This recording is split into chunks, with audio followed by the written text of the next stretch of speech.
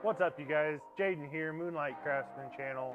And today we are going to make a cube twist handle for this box right here. Coming up. Alright, so I've chosen 3/8 square stock just because that's proportional to this piece, I believe.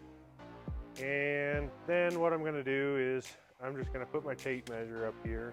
What I'm wanting to do is a cube twist, or it's also called a Rubik's cube twist on YouTube. But what I'm going to do is just put my tape measure up here and just kind of use my eyes and see what kind of looks proportional. And I'm thinking it's about 2 1/4 or 2 1/2. I'm going to go ahead and go with 2 1/2. Alright, so I'm going to heat this up and I'm going to scribe the line directly in the center right here, and you'll see why I do that here in a bit. But I'm going to scribe first with this marking gauge right down the center. With 3/8 stock, you probably don't need to use one of these, but as you get wider stock, it's always a good idea to use one of these. So I'm going to scribe this way, and you know, this is 3/8 stock, so I have this set on 3/16, but I've gone on this side, and then I'm also going to go on this side, and just in case I'm a little bit off, that's going to tell me, you know, if it's off even a 16th, you know, or a 32nd. I'll be a 32nd this way and a 32nd this way, and that'll give me a 16th in the center in order to mark them. So I'll go ahead and mark all 4 sides now. Funny story about this vise. My stepdad, Jeff, he actually got this vise at the house he currently lives in. It used to be a rental house, and the renter left this vise there. This is probably it'll cost a few $100s for this vise. This is a nice vise. This is a Wilton. So pretty pleased to have this vise right here for a reasonable price, $0. So, all right, so we got all 4 sides marked. So we're going to go ahead and heat that up. Going to turn the fuel on. Boom. Oxygen on. Okay.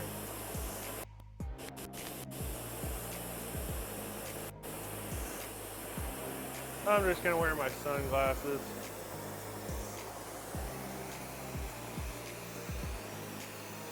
I'm going to heat up the 2 1/2 inches that we talked about earlier. Shouldn't take long. I'm going to heat it up to about an orange. Really could probably do this part almost cold, really, but it'll be easier orange.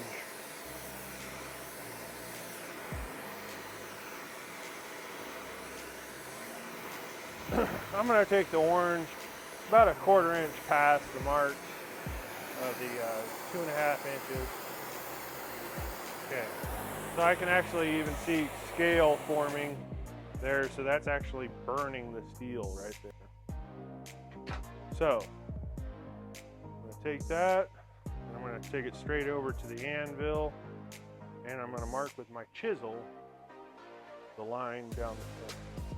And I'm going to try and make somewhat deep marks, maybe a 1/16 inch down, using a heavy hammer.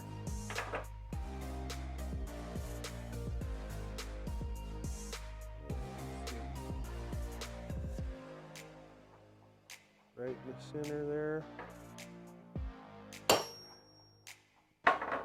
Pretty good mark. can't really get a good feeling with the glove on.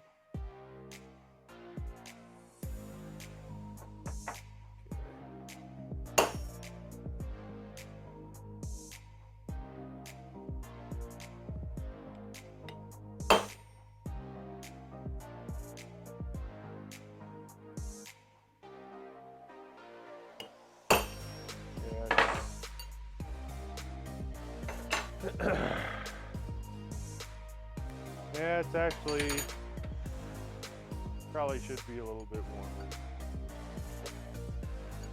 Thought I could do that pretty cold, but I think it needs to be pretty hot actually.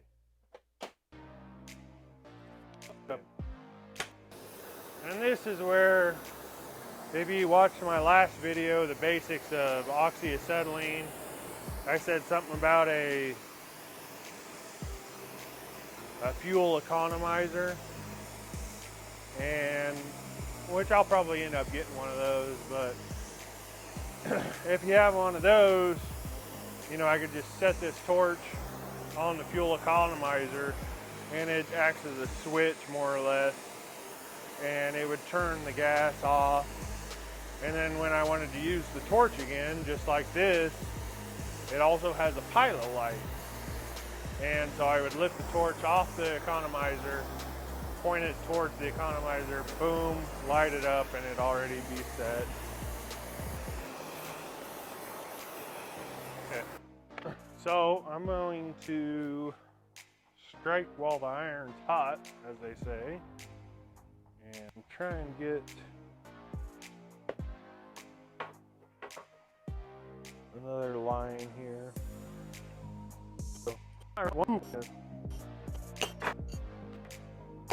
Go over these again.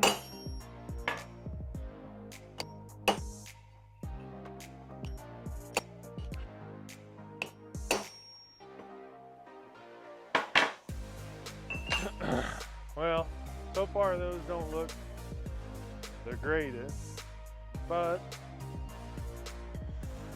we'll repeat the process for the other two sides.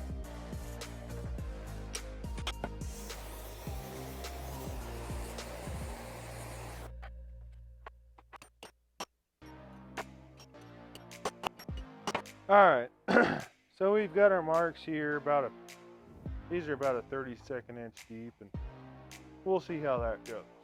I've cooled this off. What I'm going to do now is I'm going to mark in quarters like I was talking about earlier to cut the cubes. So I'm going to take my ruler here and I'm going to mark opposite corners at 1/4 inch intervals.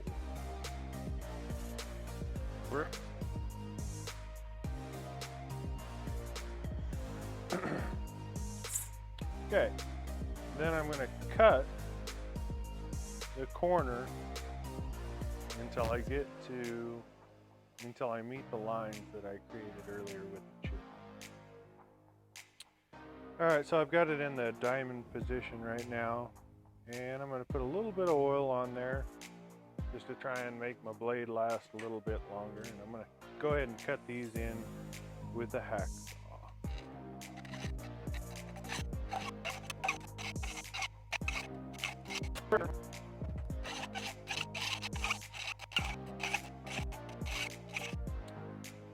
Alright, so I've got the diagonals cut, the cubes cut, and I'm going to heat up this section, and then I'm going to rotate.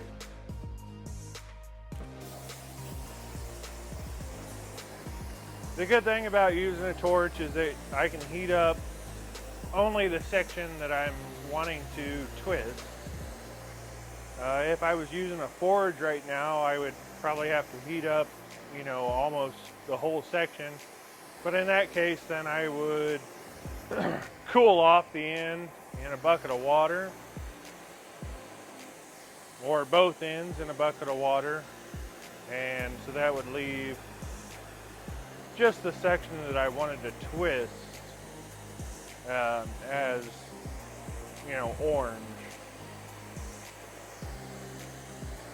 So So, but right now with the torch, I got just the section that I want to twist at the right temperature. So I'm going to take this modified crescent wrench, just a cheap crescent wrench, and weld it on a bar there. And I'm going to twist it, and it just twists like butter.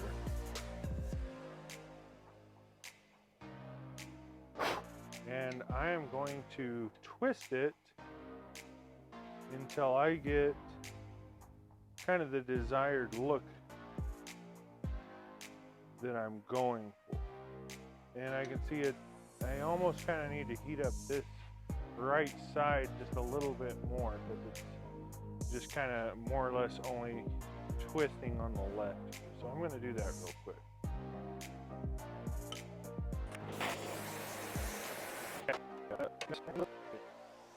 Alright, so I've got a little section rounded on either side of my Rubik's twist, and it's a little bit fatter than what I'd like, but I think it'll do for this. And so what I'm going to do now is I'm going to mark my 1 inch that I want my verticals to be for the handle, plus another 1/2 inch because I'm going to want to bend it out horizontal again to create a pad to be able to rivet to the top of the lid. So I'm going to mark that and cut that now.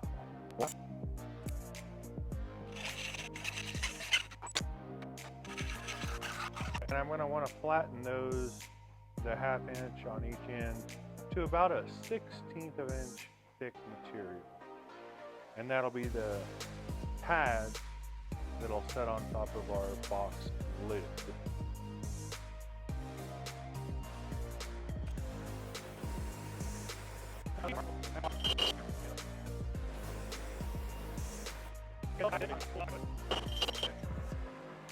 So I'm just going to stick the flat portions in the vise here. It's thin enough material, I should just be able to fold it over right there. And it's kind of cracking, which that's not good. I'll have to weld that actually. Dang it. Alright, so I've got the pads bent over. Now I'm gonna bend the verticals back.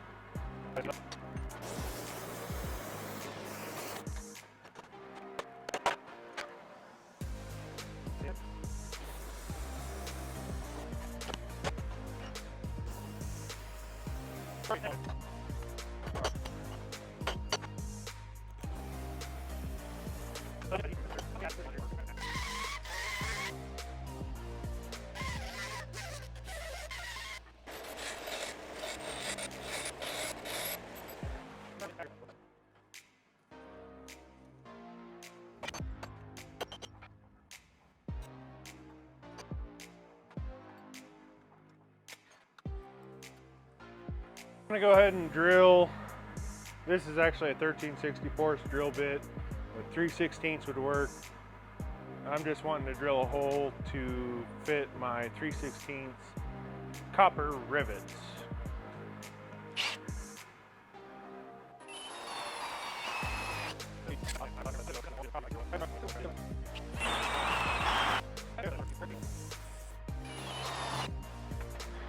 So I've heated it all up. I did some grinding on the pads, and so I wanted to heat it up one last time so that I could get it all a consistent color, because we're getting ready to attach it to the top of the lid.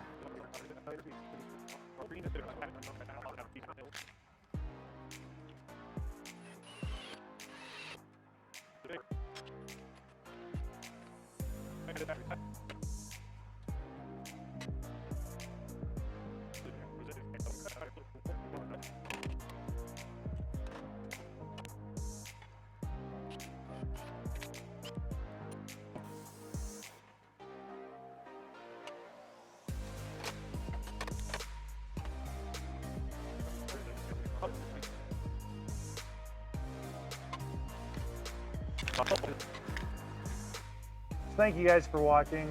Be sure to hit that like button and subscribe if you got any value out of this video.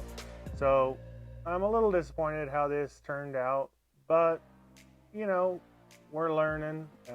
First time I did this particular twist, and so I'll hopefully do better the next time. So until the next video, we'll see you later.